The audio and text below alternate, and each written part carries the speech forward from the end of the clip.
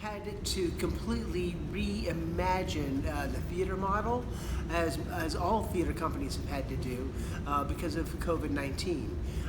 Back in March, we thought, okay, well, this is going to be a hassle. It's going to be a couple months. We're going to have to hunker down and get past that. But with 1,000 to 1,500 cases a day, it's clear that it's not going to happen anytime soon. So we had to sit back and reimagine how to produce theater and for audiences to experience theater in this new time.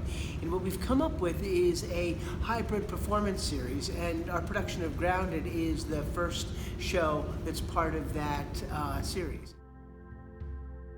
Now, what I mean by a hybrid is that we are going to be live streaming one performance of Grounded, and then subsequently we'll be rebroadcasting that performance on a couple of nights.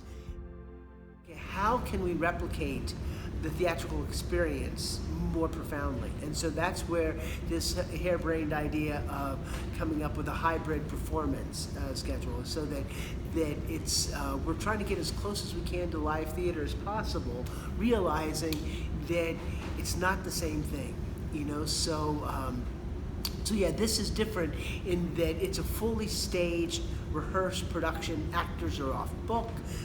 We have scenic elements, we have lights and sound. With each of these productions, we're going to be taking them into a full rehearsal process. So it's not; these aren't just going to be staged readings, as you'll see with Grounded.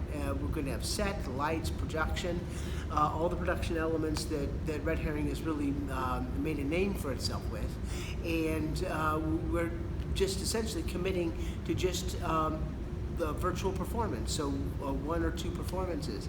And then if the situation and current circumstances, if cases of COVID start to go down and it's safe to have audiences in the theater space, well, then we'll be inviting audiences in. So so for future productions like Jekyll and Hyde, we're hoping, which is going to go up the 1st of October, we are hoping that we'll be able to have a limited seating audience, you know, for those productions.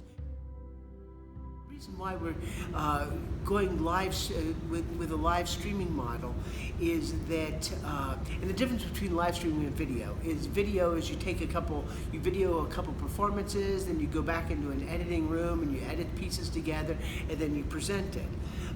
We have chosen to do live streaming, which is different. I mean, it's like a live broadcast. It's kind of like the old days of television, you know, so that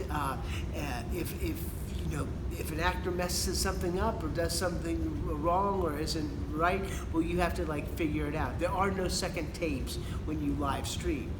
And and what we found is that elevates the stakes for the artistic and production staff to actually do their best job. The thing that makes live theater unique is that it's live. You know, and what we're trying to do in these challenging and difficult times is to try to replicate what it means to actually have a live performance.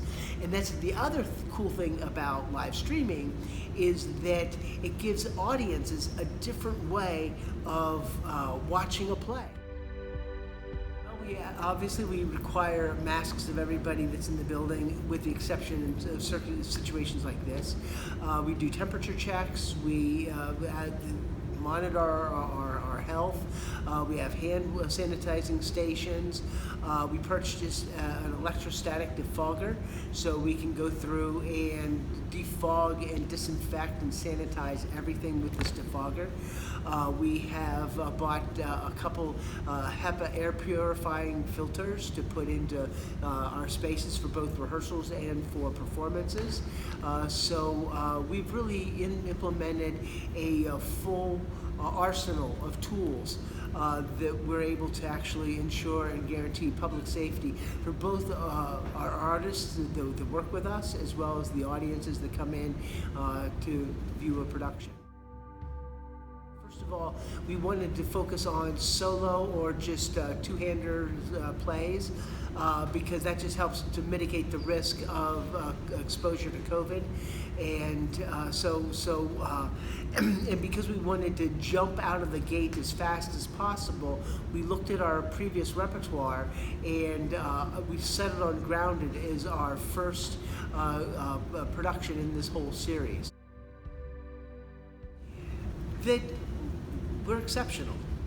And that's our goal as a creative team, to do work that is exceptional and extraordinary, and within the limitations that we're confronted with and the lack of resources that we have, that we're able to do work that is comparable to anyone in the world.